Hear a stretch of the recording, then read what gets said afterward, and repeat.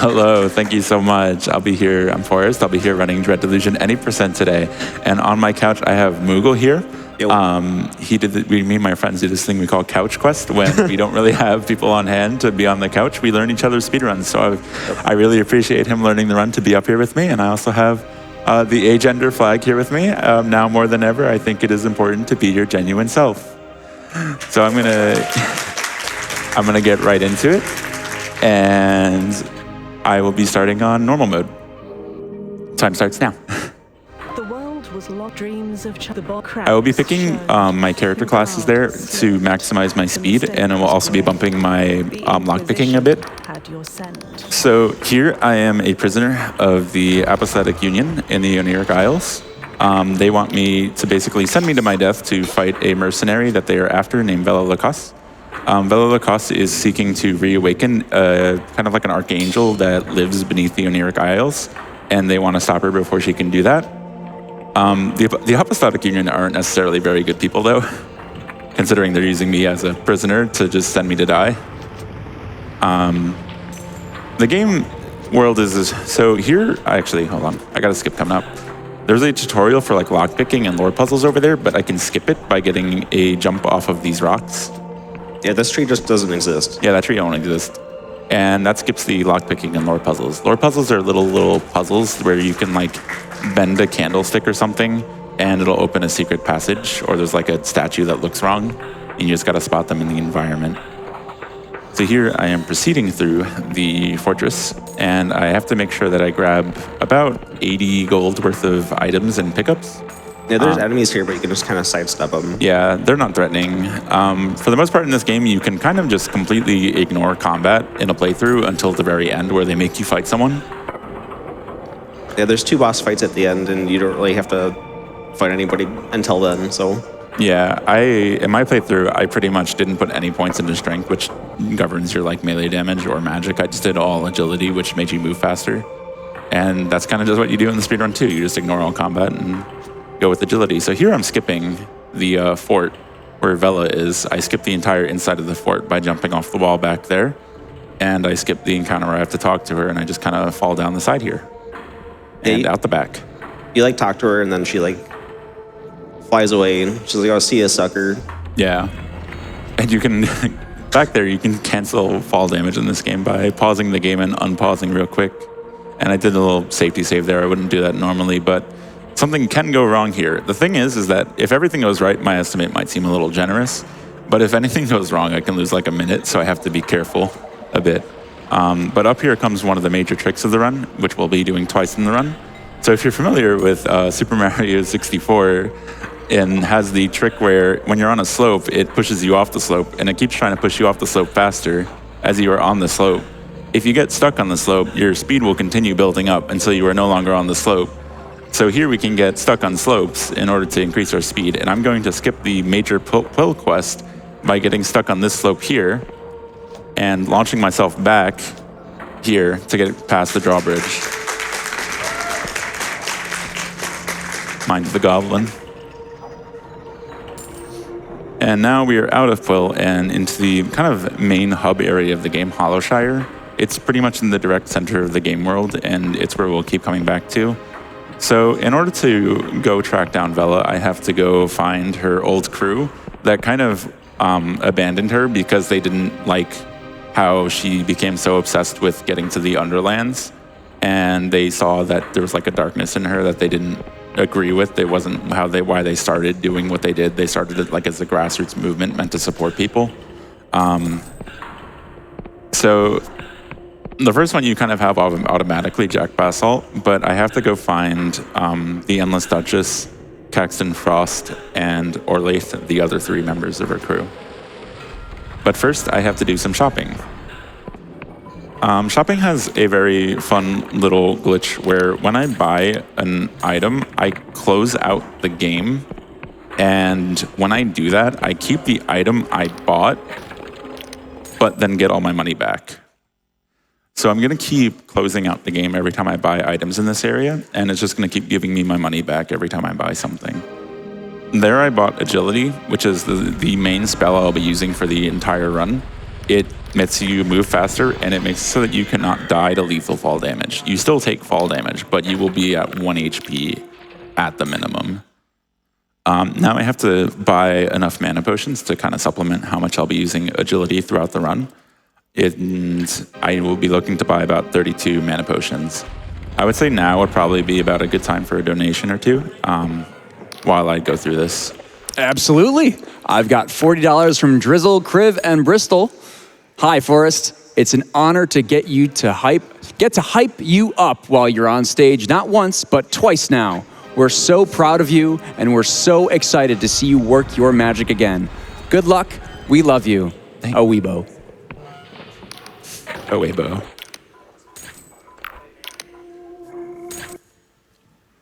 This is time for some more. Yeah, sounds good.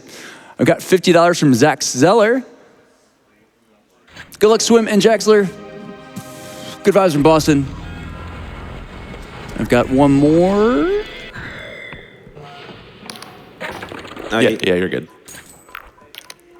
$100 from Wojtek Bus. Loving all the runs and donating to an amazing charity. Best of luck to all the runners. Less than 3.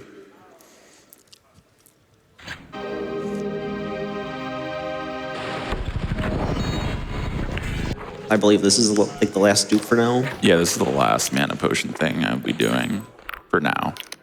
We'll be back. I'll have to buy some other stuff though, but I'll talk about those. Just not in the potion shop. So I have to buy some threads for my threads. So here's the thread store. These are upgrade materials to upgrade armor that you find throughout the game. I am going to buy a passport to get into the Endless Realm, which will be the first region I go into after doing this. In order to get through past any of the bridges that divide the realms, you have to have a passport. But you can't use that to get into the Clockwork Kingdom because their borders are closed because they're having like an existential crisis over there. And now I'm coming to buy probably the strongest armor set in the game. It's the one I used in my playthrough. It mainly buffs your agility stats, so your movement speed, your stamina. Once I have this, I pretty much don't lose any stamina for the rest of the run. I mean, I lose it, but like so slow that it doesn't really matter. It's like really hard to tell if you're losing it or not. And that'll be it for the shopping for now.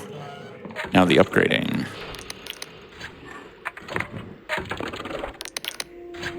And there's my outfit. Okay. And now I will be leaving town.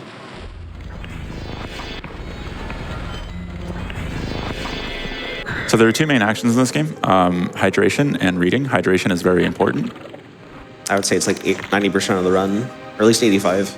Yeah, and then reading. So every time I read, I have to hydrate. Reading is a very strenuous and physical activity, and it makes you thirsty. So I have to make sure that I am staying hydrated for this entire run, and all of you should stay hydrated as well. It's very important, especially in these hot summers. So Forrest is using their passport to talk to the guy to open up the drawbridge, and it just saves a little bit of time when we come back to the drawbridge. Yeah. So one thing about potions and casting a spell is that I can't do anything else while drinking a potion. So I have to be very careful to not do it at a time where I have to do something else, and this causes issues in some areas, like the Fortress of Doors. I can't interact with doors or anything. Spells, though, you can do whatever you want. You can operate heavy machinery while casting a spell. It's okay. But no drinking.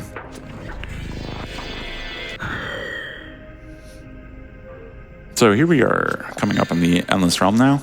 The Endless Realm story is basically the people of this realm are afflicted with a curse where no matter what happens to their bodies, they cannot die. But they still get older, so they're basically slowly rotting away while still alive. And no matter what happens to their bodies either, they are still alive. It does come up about what happens when there's like only parts left of their body, but they are still considered alive. I'm gonna tag the inn here so that I can use it as a save and quit point later on. And then I will be going to find the Endless Duchess.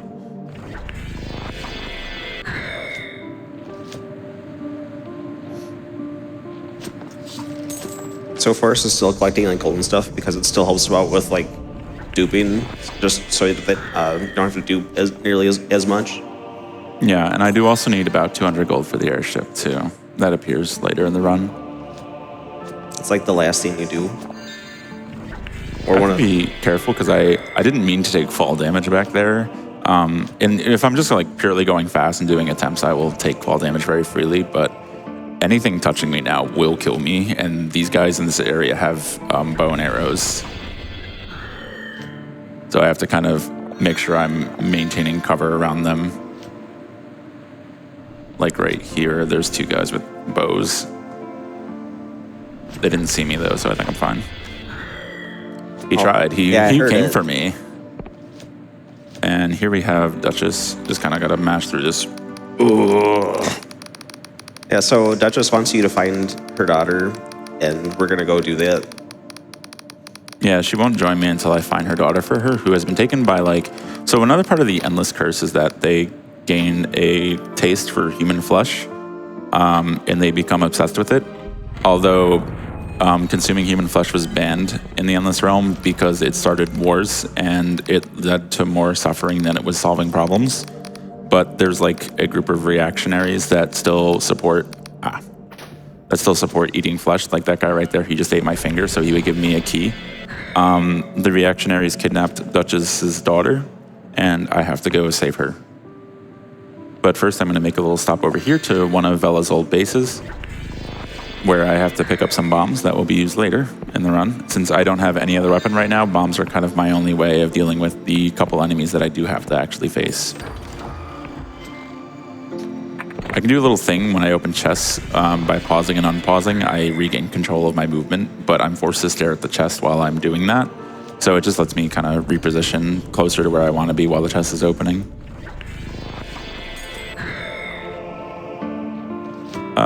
Now would probably be a good time for any more donations if you have any. Yeah, absolutely. I've got $100 from Alta Biscuit. Good luck, Forrest. Thank you. Proud of you and happy to call you my friend. I wouldn't trade these GDQ weeks for anything. Got $30 from Flo. Dread Delusion caught me by surprise. It was a great game to sink time into during the holidays. This is a great way to relive it. Got time for one more? Yep. I've got $500 from Dread XP. Wow. The devs. That's kind of sick. Massive shout out to Forrest for breaking Dread Delusion this hard. All of us at Dread XP are watching and cheering you on. The hosts are crushing it too, as always. It means a lot to see lovely Hell Places game get this kind of love, and all for such a great cause. Good luck with the rest of the run. Thank you. So we just picked up what's left of Duchess's daughter, so now we're going to return the only thing left of Duchess's daughter is the hand. The reactionaries didn't do that to her. That's just how Duchess's daughter is at this point, because that's just part of the Endless Curse. That's just what they have to deal with. And there's like this moment where she says like, oh, well, I know that's all that's left, but I still love her. She's still my daughter. And it's kind of like touching.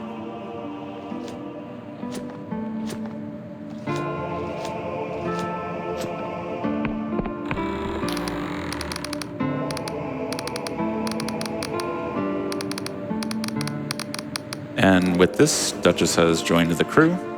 And next I have to go get Caxton Frost, who is in Clockwork Kingdom. Now, I mentioned before that passports, I cannot use a passport to get in Clockwork Kingdom due to their closed borders. So I have to find an alternative method of getting in there. By any means, this is not the intended way. Yeah, the way I get in there is definitely not going to be intended. Actually, before Caxton Frost, I have to go talk to Orlaith the second time. Orlaith mainly hangs around the Hollowshire area. I just have to pick her up, and then I'll go to Clockwork Kingdom after that. Forrest has passed a ghost that's just kind of follows you around, and you don't talk to him until like the end of the game. Or I try to avoid it. Yeah, It's slow to talk to her.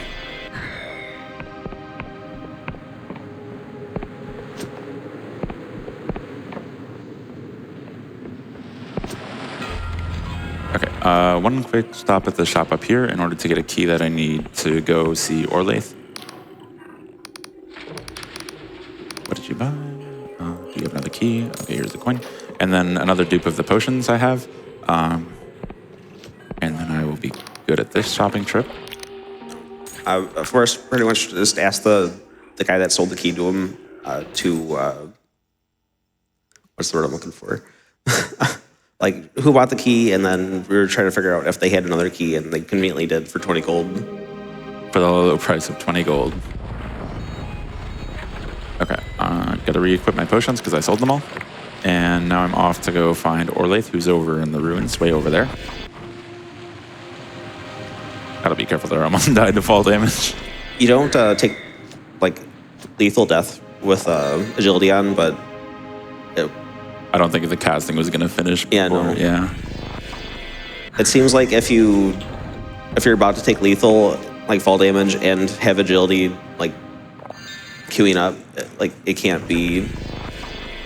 Like, it can't happen at the same time. So here's what I call the Fortress of Doors. It becomes the biggest issue for maintaining mana because I can't open doors while using mana potions. But I can open doors while reading. There's just a lot of doorways in here.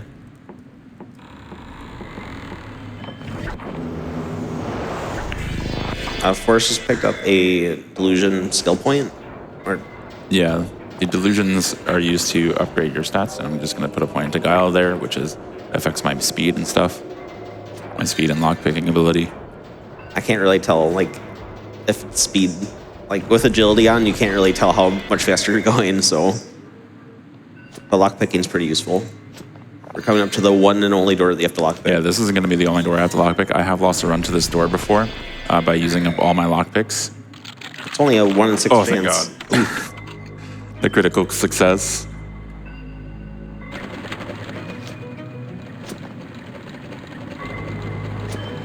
And right here is Orlaith. Orlaith is the final remnant of a land called Emberia that was basically destroyed by their own hubris. And she kind of just joins willingly. So now is the jump. I'm going to refresh my potions one more time for the last time in the run.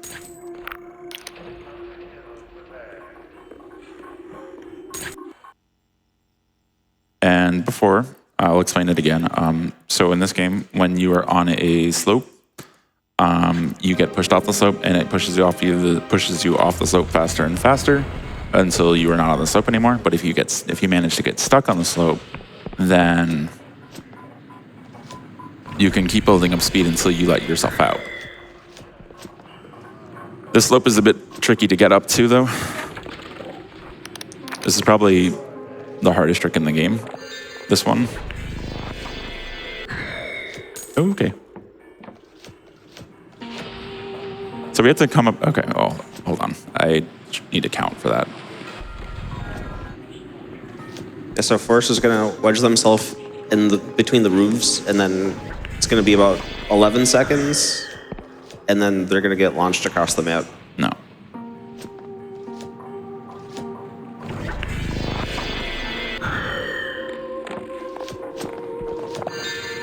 Eleven, 10, 9, 8, 7, 6, 5, 4, 3, 2, 1, go. And that will smuggle me into the Clockwork Kingdom instead of having to do the quest where I get smuggled there. Unfortunately, I don't have 12 hours to find out if I can build up enough speed to find any parallel universes, though.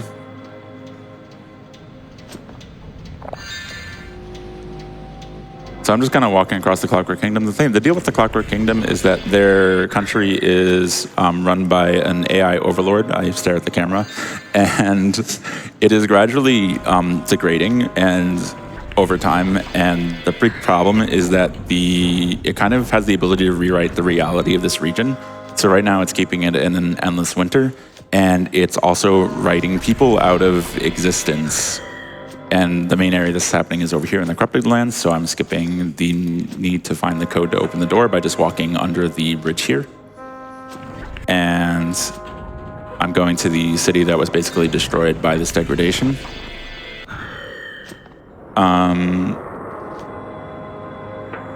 Clockwork Kingdom's very broken in this run because you kind of just skip everything related to the area. You skip getting into it, you skip getting access to this region, and you skip needing to find access to the city that's over here as well. You need like a special access to here, and you can kind of just jump over the fence on the side by getting caught on the camera. Yeah, the camera's pretty sick. It looks like a skull. So. It's a little tricky to get in there though. There we go. And I also just like kind of just jumped through that entire dungeon.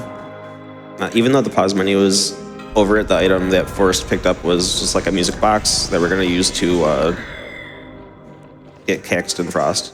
Yeah, Caxton Frost gave himself amnesia so that he wouldn't have to remember everything he's been through. So in order to get him on the team, I kind of have to awaken his memories by bringing the music box that he locked him away inside of in a spot where he thought nobody would ever go, but hey, I'm me. It's kind of a mean thing to do to him, and he's not very happy about it when I do, but I'm able to convince him to join me. Do we have time for a quick donation? Yeah, that's fine. We've got $5 from Sly Dante. This Dread Delusion run is moving so fast that I feel like if I miss anything, if I blink. So naturally, I love it. But I also love seeing unique stuff like Playdate games run at SGDQ. So count me in towards the 100% casual birder run. Good luck. That's right. We are just over $2,000 remaining for that casual birder 100% incentive. Please get those donations in. Remember, scroll all the way to the bottom of the donation page, or if you are using the Twitch extension, be sure to authorize the extension within 15 minutes of your donation to make it count. So Forrest just intentionally died. Yeah, the first time you die, you get teleported back here to the base where Vela was at the start of the game. And it's only happens the first time you die. So I needed to make sure that I never died until this point, pretty much. But now I'm good to die as much as I want. I'm not going to, but, you know, I could. Yeah, if you do die, you can just Alt F4 and it'll just take you back to whatever save point you were at. So this entire fortress was actually an airship that we are now floating in the air for, and we're ready to start our mission down into the underworlds to look for Vela now that her entire crew is together. We got the gang back together. The boys are back in town.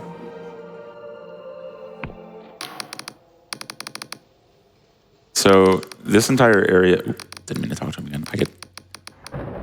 I press E to like go through the dialogue options, and it's E to talk to them. So sometimes I'm like mashing so much that I just get locked into dialogue because I'm mashing so fast it's hard to tell when it's about to end. Forrest just got a new like effect, and it's essentially just -1 all stat until we get a mass to I'm not gonna get that though. yeah, it's not needed at all. So we just got the key to the auto coach, and it's essentially just like a trolley that we have to sit in. Yeah, it's required to progress to this area, and I just did some parkour there to get to it. Overall, though, after that, this area is pretty straightforward, kind of just running through it. There's a lot of elevators and waiting. So this is probably another good time for some donations, this area. Absolutely.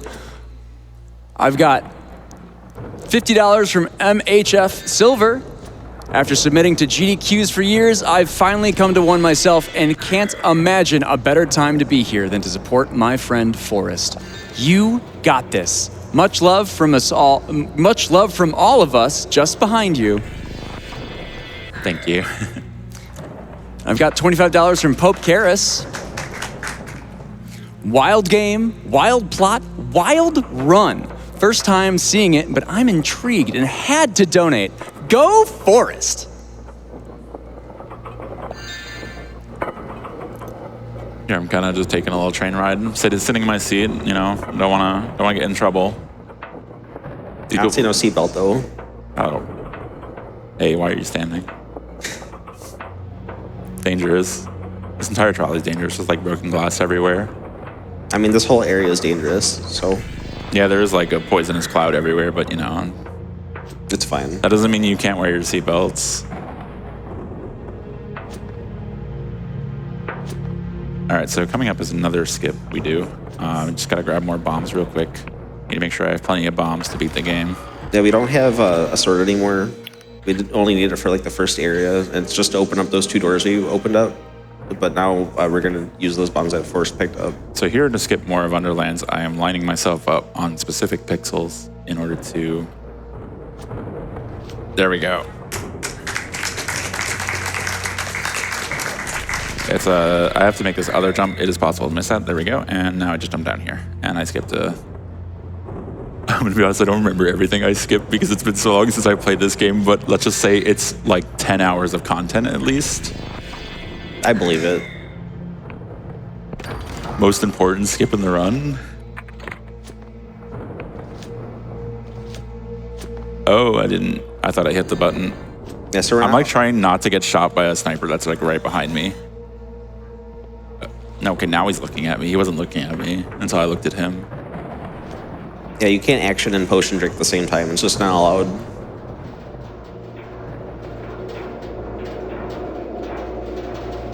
Time for a quick donation? Yeah, this is a good time. Cool, I got $5 from Birdie39, donating specifically for that wild zoom that just happened. It's doing great. This game looks so nifty. This game is nifty. I highly recommend it.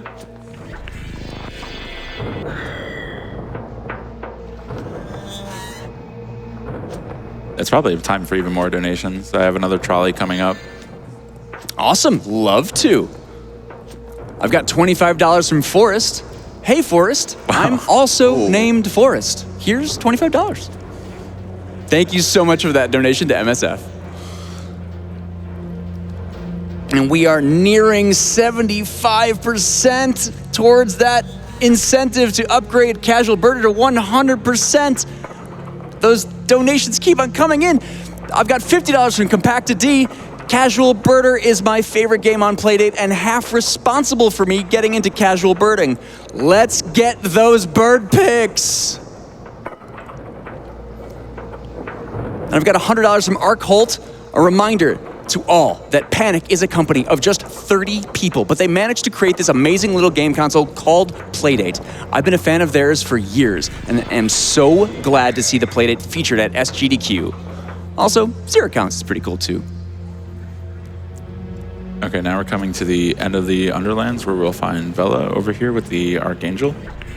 Unfortunately, we're a little too late to stop her, and she is going to pretty much instantly kill me after the end of this dialogue.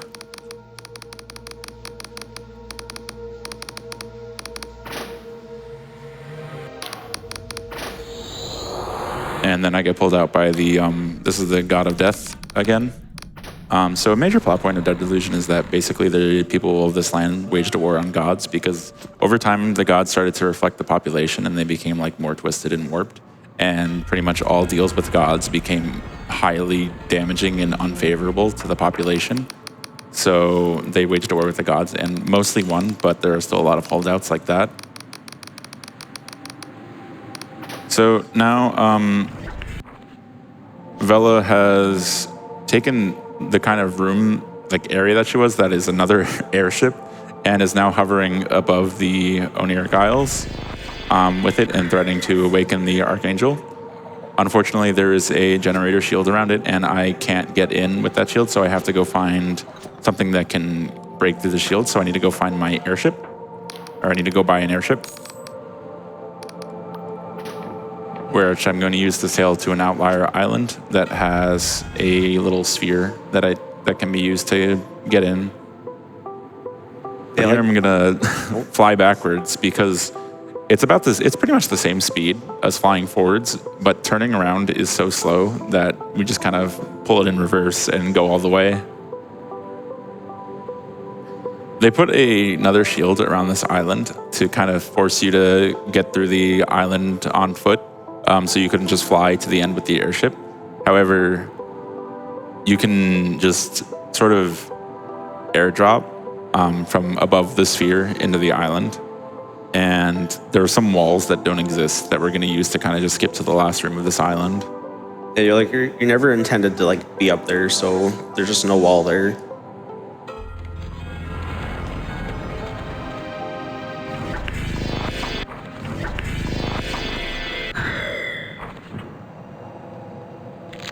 And there we go. That skipped that entire island.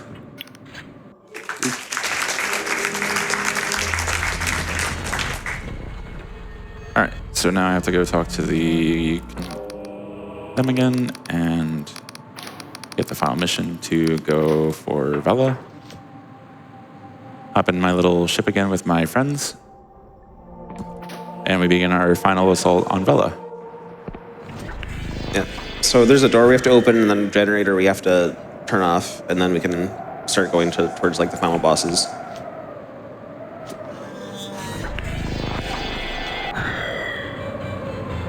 I did a little sleep there just to recover my health for a little bit of safety in case something bad happens. Actually, I'm just going to lose all my health right here anyway. Once I fall. It's okay, just take another nap. This run's all about staying hydrated and taking naps and reading books. A cozy little run.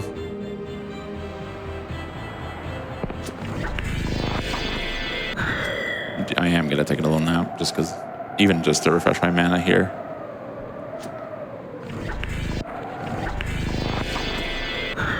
So with that generator off, we can actually, rather than open the door again, you could jump around the door. Yeah, and the generator opened this side of the facility. I have to make sure I don't get hit. Enemies in this area probably do hurt quite a bit. I don't entirely know how much they hurt, but I just kind of haven't taken the time to figure that out. But I don't want to find out in the middle of runs, so. I mean, everything's really slow. You can kind of circle strafe everything. Yeah.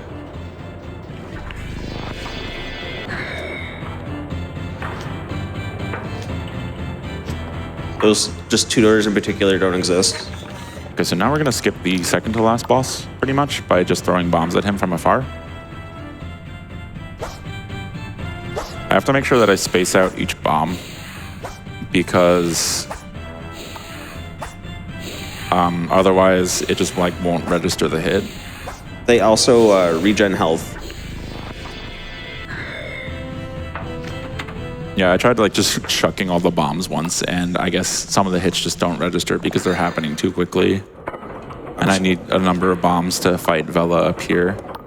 There's like a little wiggle room on how many you can like extra you have, but it's sometimes inconsistent. Yeah, so as you can see how like not necessary combat is, because I'm able to just beat the final bosses with just the explosives I have in my pocket.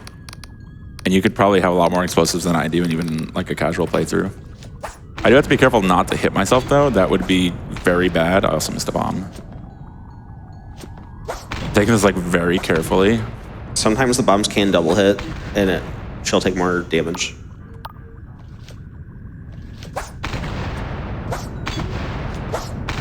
Okay.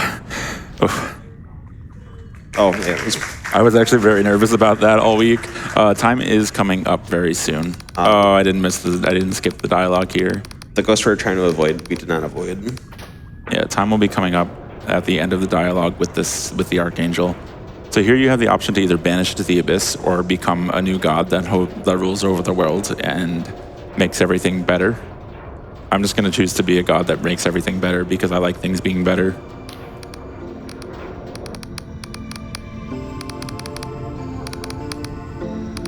And time.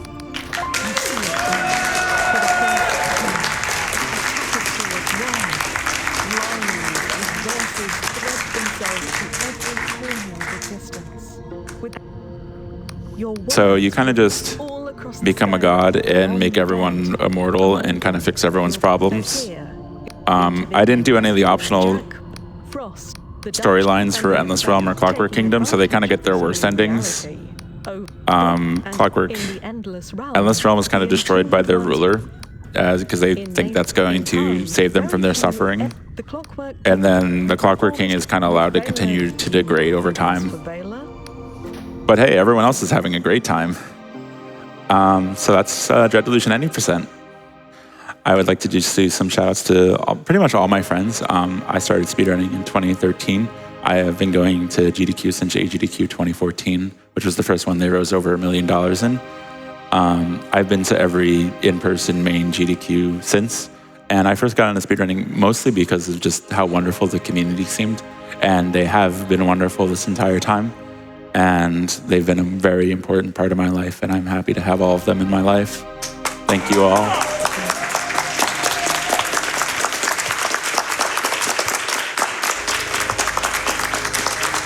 Thanks for having me, fella. Thank you for being here. No problem. And I think we're good. I think that's it.